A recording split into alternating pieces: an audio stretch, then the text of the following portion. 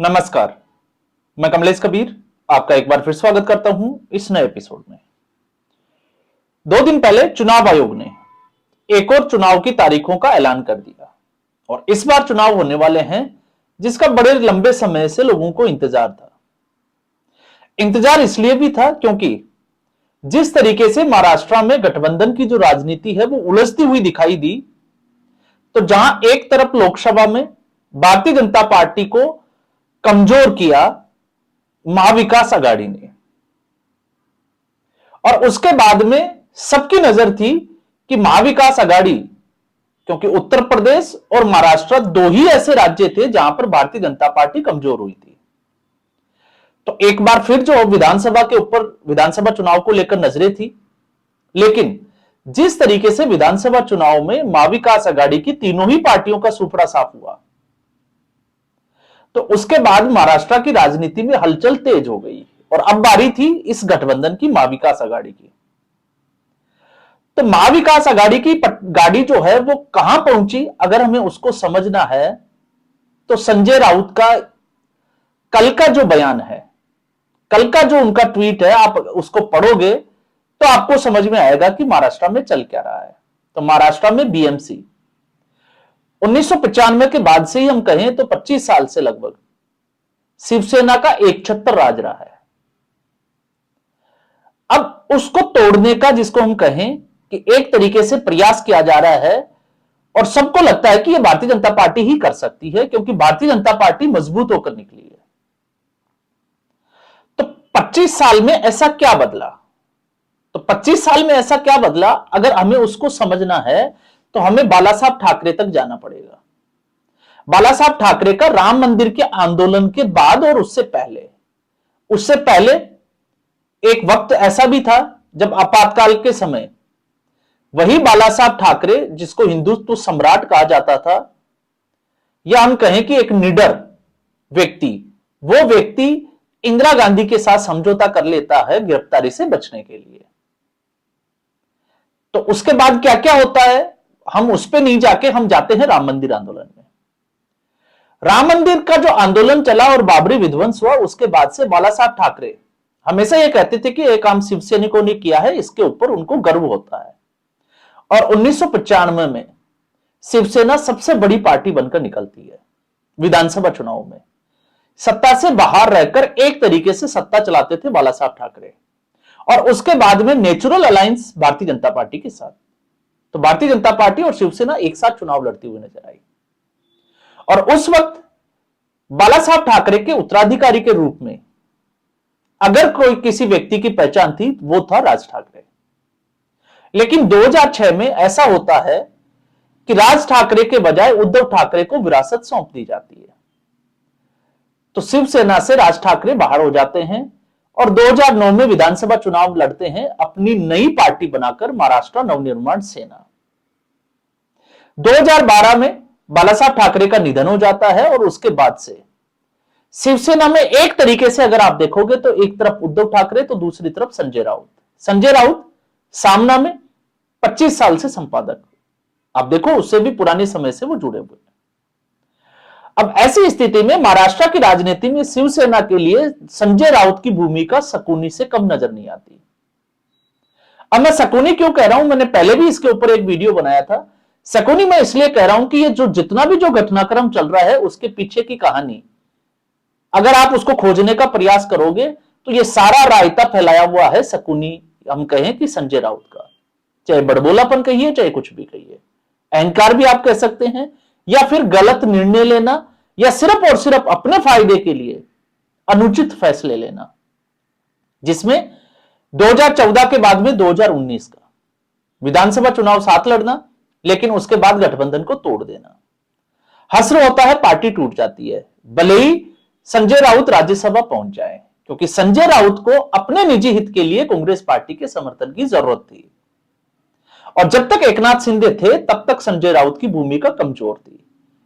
तो ये सारी बातें जो है वो हम पहले भी कर चुके हैं, लेकिन आज की परिस्थिति में जहां 29 निकायों के चुनाव होने वाले हैं, इंक्लूडिंग अगर हम मुंबई की बात करें, तो अब ऐसी स्थिति में एक समय था कि क्या बदला, और संजय राउत ने क्या किया इस शिवसेना का और इस ठाकरे परिवार का। यह ठाकरे परिवार वह परिवार था जिसके दर के ऊपर, दरवाजे के ऊपर सभी राजनेताओं को माथा टेकना पड़ता था। बाला साहब ठाकरे कभी घर से बाहर नहीं गए, लेकिन आपने देखा 2019 में जब मुख्यमंत्री के पद को लेकर मामला फंसा हुआ था, तब अमित शाह तक जो है वो मातोश्री जाते हैं। लेकिन महाविकास आघाड़ी में आने के बाद उद्धव ठाकरे एक बार बीमार भी हुए थे। सबको पता है, क्या सोनिया गांधी और राहुल गांधी में से कोई भी एक व्यक्ति मातोश्री गया? तो इसका जवाब होगा बिल्कुल नहीं। उल्टा संजय राउत ने उद्धव ठाकरे और आदित्य ठाकरे को 10 जनपद पर लाकर खड़ा कर दिया। नेताओं के घरों के बाहर जो है वो चक्कर लगाते हुए नजर आने लगे। तो यह सिर्फ और सिर्फ किसकी बदौलत से हुआ? संजय राउत की बदौलत से। तो जो शिवसैनिक दम्भ भरता था कि वो शिवसेना का जो है वो सिपाही है, आज अगर उसको पूछे कि अब जो है वो आप कहिए कि बाला साहब ठाकरे की शिवसेना और आज संजय राउत या उद्धव ठाकरे की जो शिवसेना है उसमें क्या फर्क है, तो शायद वो आपको अच्छे से बता देगा कि ये फर्क है। तो वो रोब, वो जिसको हम कहें कि शिवसैनिकों का दम्भ, वो अब सब कुछ जो है वो धराशायी होता हुआ दिखाई देता है। और जहां हिंदुत्व की बात करते हैं तो अब तो जो है वो उद्धव ठाकरे और संजय राउत की जो राजनीति है उससे साफ तौर से शक और शंका दोनों लोगों की दौड़ हो चुकी है, क्योंकि हिंदुत्व से दूर एक तरीके से हम कहें तो दूसरी पार्टियों की तरह हिंदुत्व को गाली देने वाले लोगों का समर्थन करती हुई नजर आती है, सिर्फ और सिर्फ अपने राजनीतिक फायदे के लिए। तो आप सोच कर देखिए कि 1995 में जो सबसे बड़ी पार्टी थी, जिसका नेचुरली अलायंस जो है वो भारतीय जनता पार्टी के साथ था, और एक तरीके से सत्ता से बाहर रहकर बाला साहब ठाकरे सत्ता को चलाते थे, महाराष्ट्र को चलाते थे। आज उस पार्टी की स्थिति यह हो गई है कि वो गठबंधन करने के लिए तरसती है। और किस पार्टी के लिए? आप ये भी जो है वो आपको सोचना चाहिए। जो महाराष्ट्र के वीर सावरकर को गाली दे, उस पार्टी के साथ गठबंधन, ये बड़ा ही जो है वो हास्यास्पद भी आता है, और कभी कभी जो है वो इन नेताओं की बुद्धि के ऊपर तरस भी आता है। लेकिन आज की परिस्थिति में आप देखिए बीएमसी के चुनाव में कांग्रेस पार्टी में इस वक्त अगर आप कांग्रेस पार्टी पर नजर डालोगे तो कांग्रेस पार्टी अराजनीतिक लोगों का एक तरीके से दबदबा बढ़ता जा रहा है। रमेश चन्नीथल्ला जो केरला से आते हैं, अब आप समझ सकते हैं कि लेफ्ट का प्रभाव इस वक्त कहां है। कृष्ण अल्लावरू तेलंगाना से आते हैं, बिहार के प्रभारी, महाराष्ट्र के प्रभारी, मैंने अभी आपके सामने बात ही की। तो जयराम रमेश, केसी वेणुगोपाल और राहुल गांधी के इर्द गिर्द के जो लोग हैं वो कहां से हैं आपको समझ में आ जाएगा। अब कांग्रेस पार्टी को 2014 और 2019 में क्योंकि सीटें 50 से भी कम थी, तो कांग्रेस पार्टी को वापस से खड़े होने के लिए इन लोगों के कंधे का सहारा, या हम कहें कि कंधे के सहारे की जरूरत थी। तो क्षेत्रीय दलों के जी हुजूरी करना शुरू किया कांग्रेस पार्टी ने। कांग्रेस पार्टी ने अपनी सीटें बढ़ाई और सीटों की संख्या 99 कर ली। नेता विपक्ष, या हम कहें कि नेता प्रतिपक्ष का पद जो है वो हासिल कर लिया। तो आज विपक्ष की भूमिका में है, लेकिन इसका परिणाम यह हुआ कि क्षेत्रीय दलों को कमजोर करने के लिए कांग्रेस पार्टी अब क्षेत्रीय दलों से उस तरीके से जो राजनीति 2024 से पहले थी और 2024 के बाद में थी, तो आप देखिए तेजस्वी यादव का बना बनाया जो काम था, एक तरीके से 2 महीने पहले तक जहां लग रहा था कि तेजस्वी यादव दौड़ में है, फाइट में है, उस तेजस्वी यादव को सीधे अर्श से फर्श पर लाकर पटक दिया। कांग्रेस पार्टी ने कृष्णा अल्लावरू जो कर रहे थे उनको फ्री हैंड दिया गया, और कृष्णा अल्लावरू लगातार जो है वो बार्गेनिंग के लिए काम कर रहे थे। नतीजा क्या हुआ? ना सीट शेयरिंग हुई, ना उस तरीके की सीटें मिली, और फिर उसके बाद टिकट बेचने के आरोप भी लगे। तो तेजस्वी यादव को एक तरीके से राजनीतिक तौर पर खत्म कर दिया। अब हम आते हैं महाराष्ट्र में। अब महाराष्ट्र में कांग्रेस पार्टी ने साफ तौर से कह दिया कि वो शिवसेना के साथ गठबंधन नहीं करेगी बीएमसी के चुनाव में। अब संजय राउत फड़फड़ा रहा है, क्योंकि संजय राउत को लगता है कि आगे अगर, क्योंकि जब वो राज्यसभा से सांसद से हट जाएंगे तो भारतीय जनता पार्टी के साथ उनकी उम्मीदें कम ही है।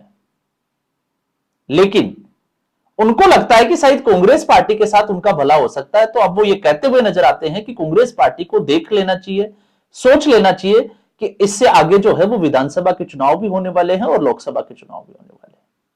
और कांग्रेस पार्टी ने साफ तौर से यह तय कर दिया कि मुकाबला जो है वो भारतीय जनता पार्टी और कांग्रेस पार्टी के बीच में ही रहेगा।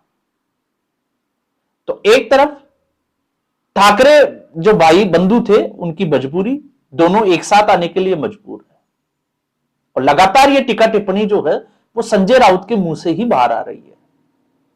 तो अब उम्मीद है, जिसकी पहले भी कयास लगाए जा रहे थे, कि राज ठाकरे और उद्धव ठाकरे दोनों साथ आ सकते हैं। कारण क्योंकि दोनों की स्थिति एक जैसी हो गई है।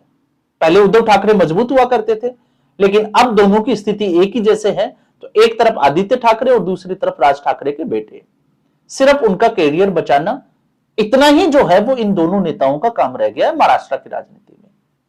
तो ठाकरे परिवार का जो दबदबा हुआ करता था एक समय तक, जब वो भारतीय जनता पार्टी के साथ अलायंस में थी, जब से वो महाविकास आघाड़ी में गया है, तो उसकी स्थिति जो है वो धोबी का कुत्ता, ना घर का ना घाट का, सिर्फ इसके आसपास दिखाई देती है, इससे ज्यादा जो है वो दिखाई नहीं देती।